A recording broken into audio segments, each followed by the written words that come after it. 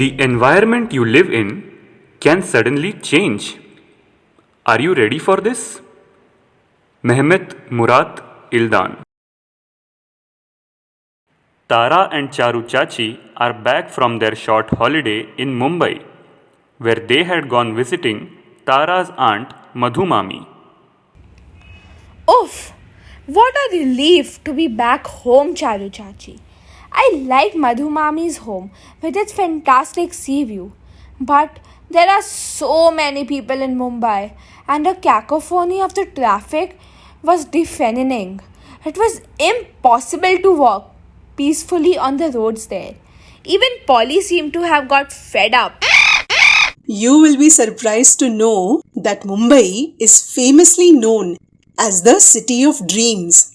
Thousands of people come to Mumbai all the while with the hope of making it big. They feel Mumbai is a pot of gold and the city is sure to offer them a regular job. Ayyo! But what about all those people we saw living in jhopadpattis? Their conditions seem to be atrocious. This is what happens when too many people migrate to an urban area. The infrastructure in the city is not adequate to offer them proper homes, electricity, and even tackle the waste churned out by them. The condition of the entire city deteriorates as a result.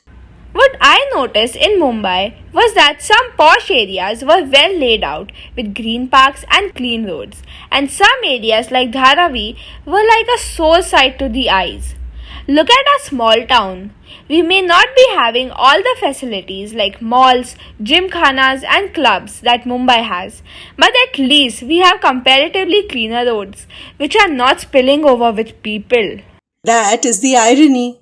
Those places that do not have a lot of facilities do not draw so many people, and so they do not face the problems of sheltering and feeding their inhabitants. Also, big cities like Mumbai have a big carbon footprint.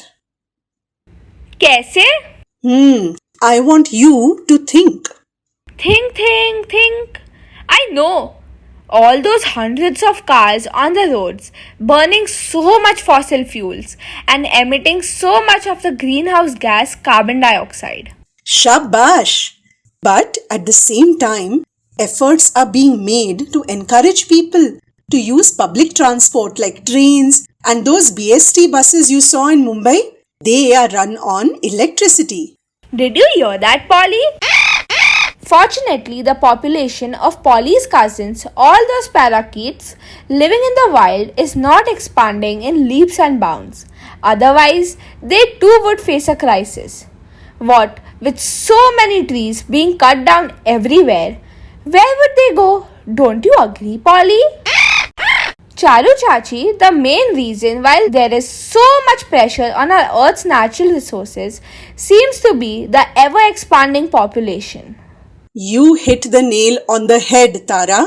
Bilkul sahi baat. The global population is increasing by about 74 million people per year. And this is affecting our environment to such a great degree. But the world's population increase is not evenly distributed, na? In most places like Norway, Sweden, Greenland, the population is far less. I learned in school. Very true. Humans are extraordinary creatures. Humans are intelligent, tenacious, and adaptable. Perhaps a bit too adaptive. That is the reason why in 2021 the world's population surpassed 7.9 billion. Ayyo! That's like too many people who need to be fed, clothed, kept warm, even educated, isn't it? Bilkul sahi. And don't forget, more than 7.9 billion people, while using resources, also produce massive amounts of garbage, and our numbers are still growing. They say Africa was the cradle of humankind, and from pockets of this continent, humans began to colonize other regions and expand.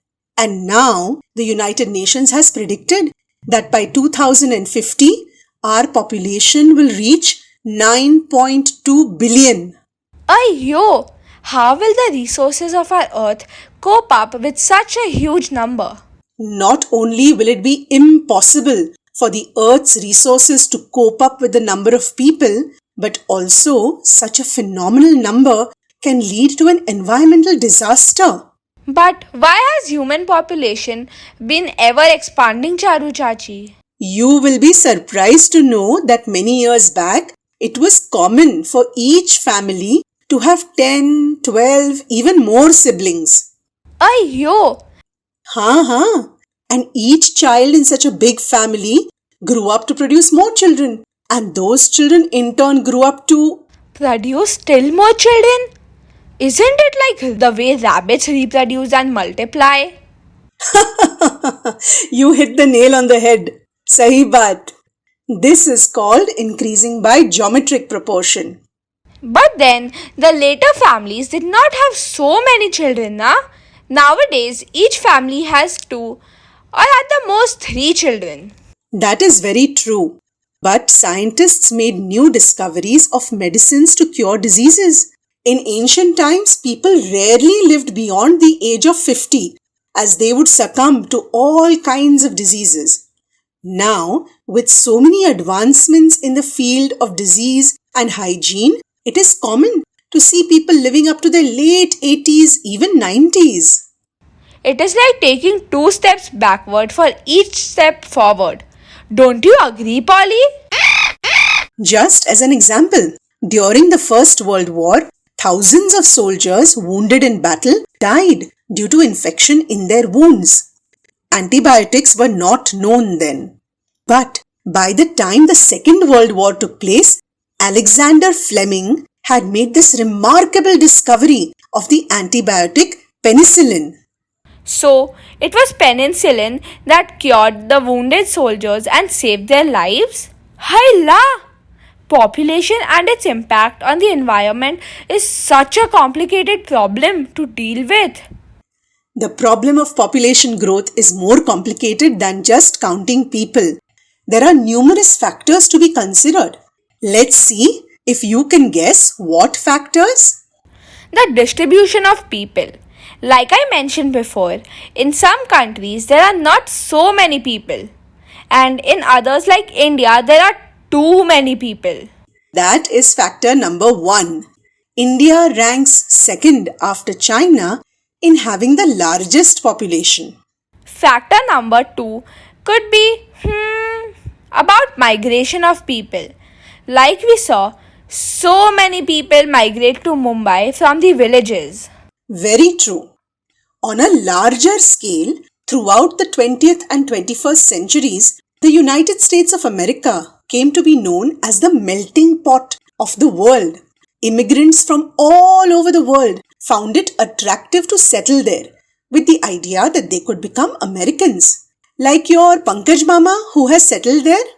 So, the USA turned into a blend of so many races of people with diverse cultures. What about the fact that some places are more modern with a lot of facilities while other places like the remote villages are just the opposite? Sahi baat. Urbanization is an important factor as we had already discussed.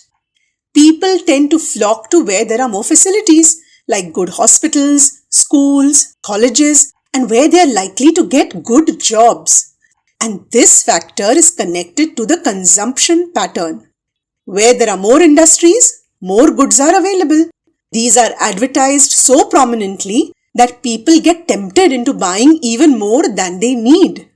Which means that all those industries could be burning fossil fuels, using electricity, and all the goods bought come along with their packaging, which in turn adds to the waste dumped, thus harming the environment.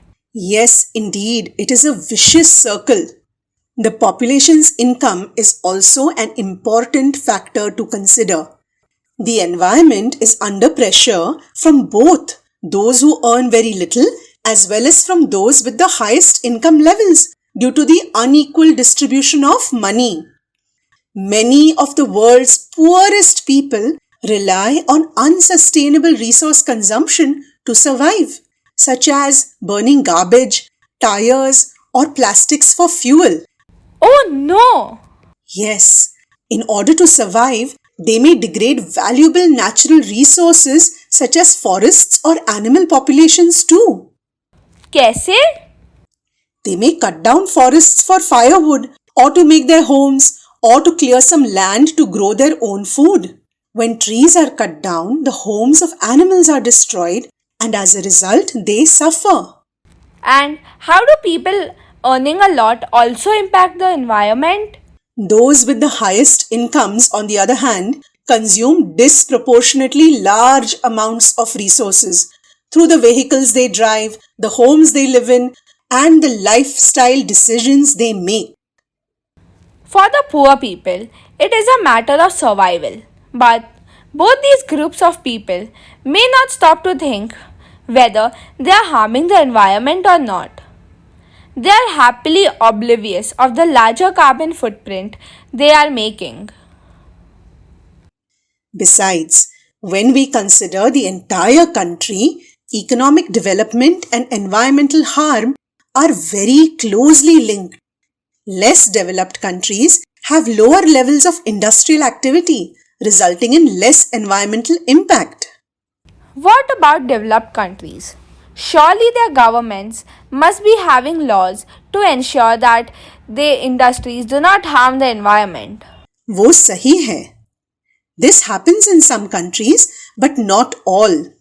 By using improved technology and energy efficiency, some of the most industrialized countries have discovered ways to reduce their environmental impact while maintaining high productivity levels. On the other hand, many of the middle-income countries are responsible for environmental devastation because they are developing and consume much of the resources.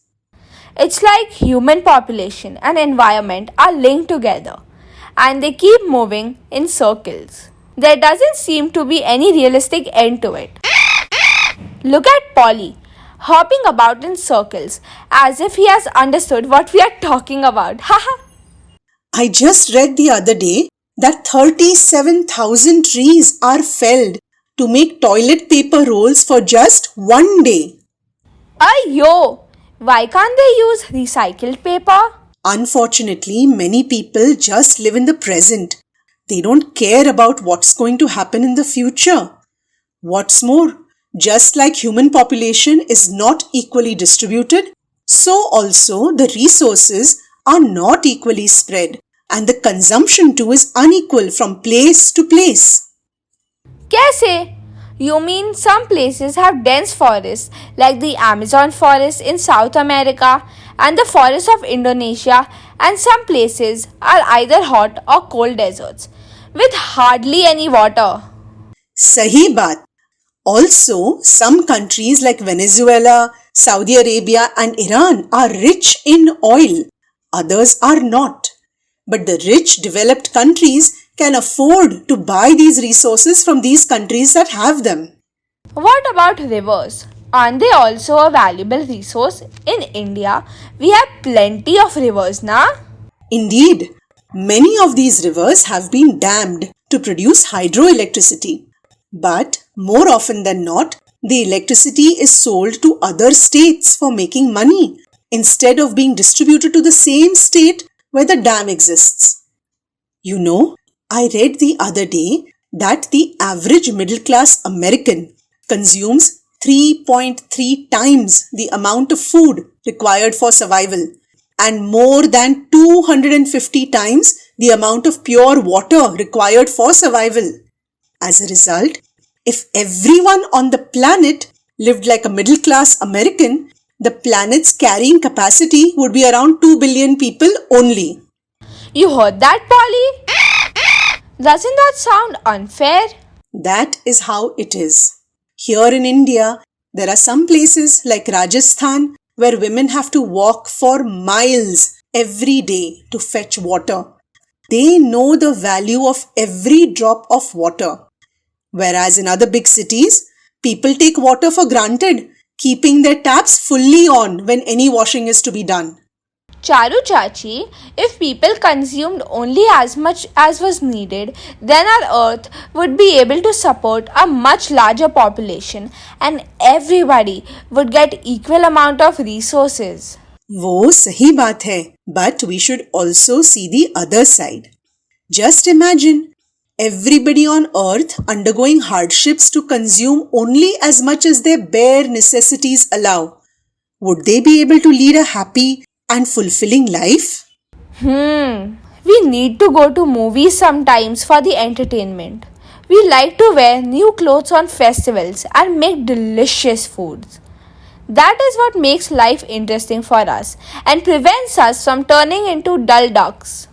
We want that all people enjoy a fulfilled life. So, what should be the right formula? I feel touched to see you taking on the problems of our planet on your young shoulders, my little Tara. If only everybody thought and acted like you, the world would be a much better place. The right formula would be to live sustainably. Don't take too much from the earth. Live and let live, as they say. Jio or jeene do. That means overconsumption leads to a large carbon footprint. Don't you agree, Polly? I too agree. The mass production of items we use on a daily basis is accelerating at an alarming rate. We all know that many of the things we buy are not necessities, but rather desires. These unnecessary items, in addition to polluting the environment and generating waste, place a greater strain on our natural resources. Unfortunately, in our culture, shopping, buying, consuming, and constantly striving to acquire a larger home or a faster automobile are all promoted as indicators of success. We need to remind people again and again to follow the 3 R's: reduce, recycle, and reuse. For the sake of our environment, for the sake of the health of our planet. Well spoken. Not all humans are equally responsible for global environmental damage. According to a 2009 study, the countries with the fastest population growth also had the slowest increase in carbon emissions. The opposite was also true between 1980 and 2005. North America's population increased by only 4%, while its carbon emissions increased by 14%. As a result, individuals in wealthy countries have a significantly larger ecological footprint than those in developing countries. Is there any instance where population has reduced, Charu Chachi? Oh yes, epidemic and pandemic diseases have wiped out large numbers of people. Take the very recent example of COVID-19. Arey haan, how could I have forgotten that? Earlier, during the 1918 to 1920 Spanish flu pandemic, the virus killed an estimated 50 to 100 million people worldwide. Sometimes natural calamities like landslides, avalanches, and cyclones take their toll. At such times, man is helpless against the fury of nature. And what about war? So many lives are lost at one go, isn't it? Bilkul sahi. Charu Chachi, I want to make some posters to spread awareness among people. That's the least I can do. Will you help me put them up? And so, Tara makes some posters and with Charu Chachi's help, puts them up in various strategic places for people to read and realize. Please think how you can reduce your intake of the earth's resources and save it for the future generations. For example, take shorter showers, walk, bicycle, or use public transport as much as possible. Please do not get tempted into consuming more than you actually need. The goods you buy use up the natural resources of earth while being manufactured. Please do not hoard articles. If you haven't used certain garments in the last 6 months, chances are you will not use them at all. Donate them or give them away for recycling. Let's take from the earth to serve our needs. Do check the urge to be overcome by greed. We have only one planet with resources in limitation. Let's spare a thought for the future generations. Make sustainability the buzzword for the entire human population.